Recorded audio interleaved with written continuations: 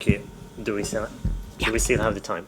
Yes, yeah. The organizers have asked me, because we started a half an hour late, to extend the session until 6:30 if we want to. If we finish earlier, great, but we've got that time because dinner is until 8. Thank you, Madam Chair. I have a question for Stefan. I know it's difficult to give a presentation without actually seem to as if you're selling.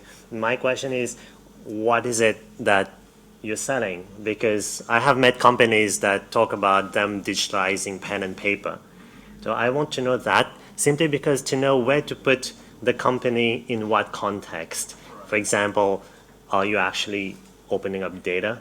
Are you providing cloud service? Are you at what level of a value-added chain are you looking at being?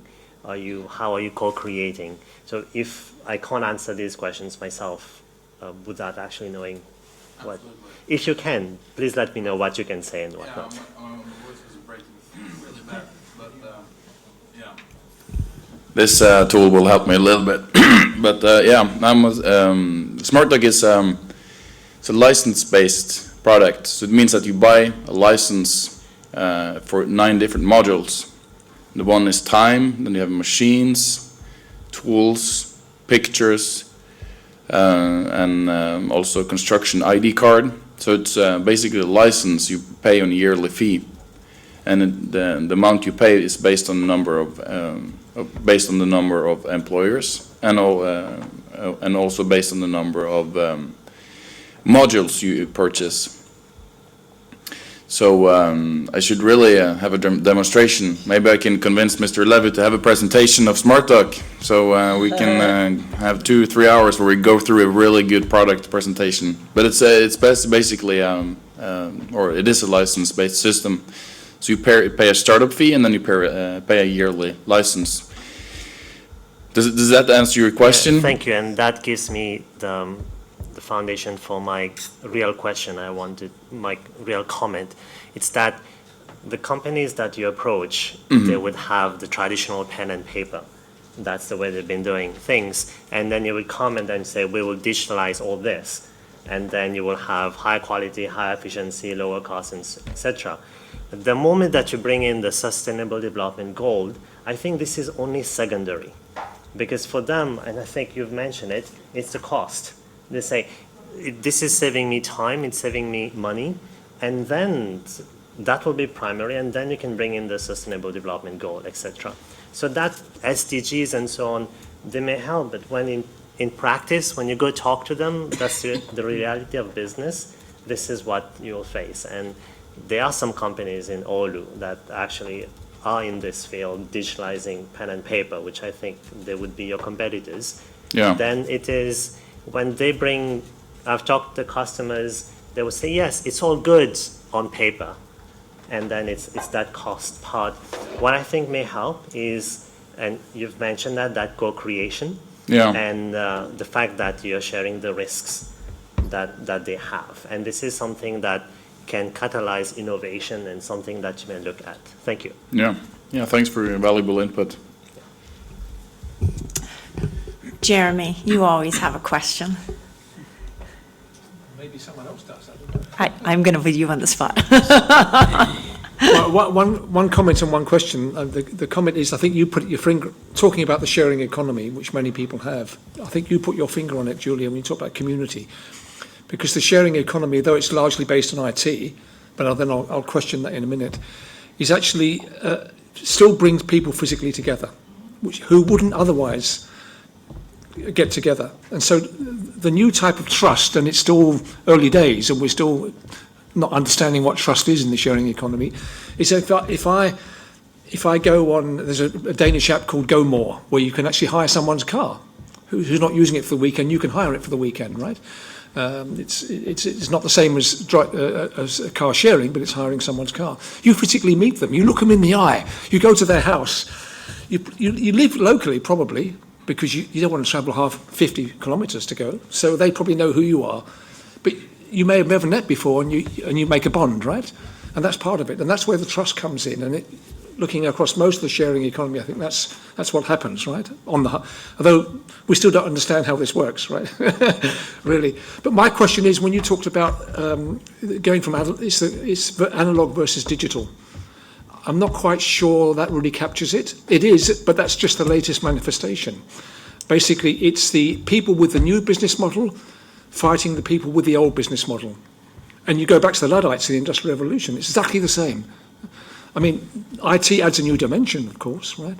But it's basically the process of innovation, which is creative destruction, or whatever it said. Schumpeter said that, or something like that. People who are losing don't like it, right? And people who have got the new idea, the new business model, whether or not the regulations are pulling them back or not, they're the ones that are going to come through. And you see it with the taxi drivers, you see it with the hotels, with Airbnb, and you see it all over the place. You know. So I think it's an old phenomenon, but in new clothes. I think, and I think we shouldn't think. Now, this is my question, but we shouldn't really think that IT is completely different. It is dramatically different in many ways. It's a game changer. But people are basically the same. Right?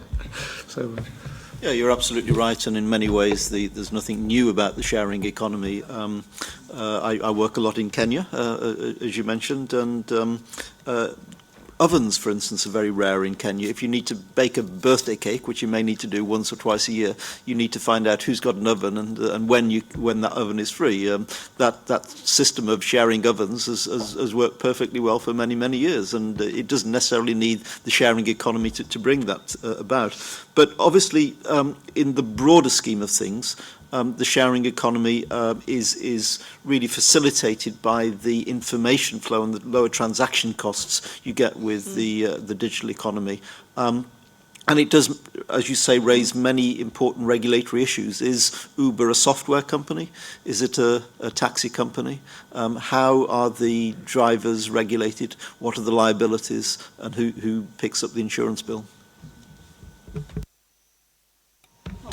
I think if you think about the companies who are global in nature, who are building these, what really amounts to disruptive technologies compared to the old way. I agree with your point that this is the new guys fighting the old guys in many ways, but it is disruptive technology, and I think the difference, and why I think it's really significantly different, from the perspective of security and control and maintaining trust, is that IT is at the heart of it. There's always been systems of barter, you know, in primitive societies and all, even in the, you know, any rural area. But this is something that's enabled almost, at least at the business-making model, almost entirely by IT. And it's become much riskier as a result. You know, if you think about the risk that Uber has about its data being stolen, it's enormous. I mean, it can destroy that company in an instant if they lost access to their data. Unlike other former economies that didn't have that high level of dependency on information technology, this is a scarier proposition than the company that, you know, built cars and sold cars and took in money or taxi cabs even. There was the life of the company is not dependent on technology in that older model, and now it is. And it really becomes a different ballgame for the people that care about the systems behind it. I'd just like to add a quick thing. Beside really the technology itself, I think, you know, there's the effect of, because this is like kind of a new world, like with the globalization in there, like people have to worry about, you know, different influences coming in, you know, is everybody, you know, has to fight, you know, on a global scale, on a larger scale. Therefore, you have to come up with new business model, you know, more frequently, you know, and okay, the IT is a technology enabler, you know, but there's the global aspect also. People also value more, because we in a more connected world, they value the societal impact, you know. I mean, what are you doing? What you're doing, is it more better for the economy? Is it better for the society? Is it better for the environment? That's also another parameter that is much more important now because people are so close to it.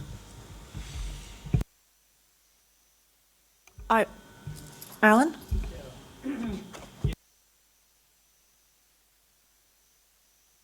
It's out of print, I think, the double-edged sword. I mean, I hear this interesting discussion between the good of technology and the bad of technology, and the fact is we have to deal with both of them. And to Paul's point about the dangers, I mean, look at Ashley Madison and what happened there with 35 million people. I'm happy to say my name was not found. But think of all the government people and everything else. But at the same time, about the good of the people, I mean, these businesses do not necessarily have a social mission involved. And to me, what has really not been discussed is what is the role of government in all of this? Because in some case, you have people that are doing things that are very much in the consumer interest to certain segments. But I think the most important thing to me is the role of government has got to be somewhere to be the equalizer, because they are, you know, the last resort that the public has for both protection as well as is it in the public interest and who are being left out. In America, we have 19% of our population that are not on the net for a lot of reasons. Part of it is ignorance, part of it is poverty. But this is a huge problem. I mean, we could have a whole conference just on this subject between the yin and the yang of sharing in a knowledge economy. And as you said, Julie, if you don't have trust, everything falls apart. And today, we are facing every country worrying about our physical borders, and no one's really paying attention to our digital borders. And to me, we need a digital kind of force that can actually help restore trust that I think is being eroded very quickly. And I'm very scared about that. And this is not a panel on cybersecurity, but it has been mentioned. And I just think that that's got to be addressed.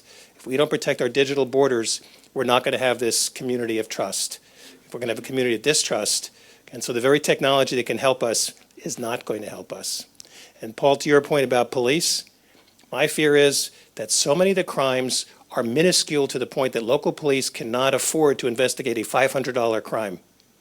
And so therefore there needs to be a national response and an international response that looks at these crimes as something that's being perpetuated in mass to millions of individuals, and it cannot be solved by local police. They have to cooperate, but it's got to require a much stronger national force. And I'm very dismayed because I don't see a movement in that direction right now. Yeah, thank you. I found fascinating this idea of cyberspace against real space, and this is a question not only to the panel, thrown out to everyone here in the room. I wonder in Japan then, if you were Japanese, how would you, if you have the ID card paper and then the EID card, how would you live this duality of citizenship? We have a number of countries stepping up. We have the digital citizenship in Estonia.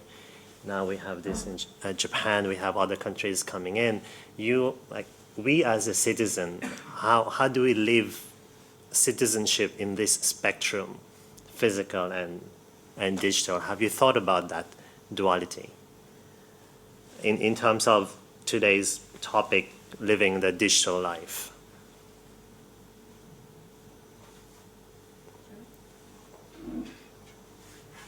I thought about it a lot, and so have many people. In many ways, they're complementary, right? Do you know Nosh Contractor?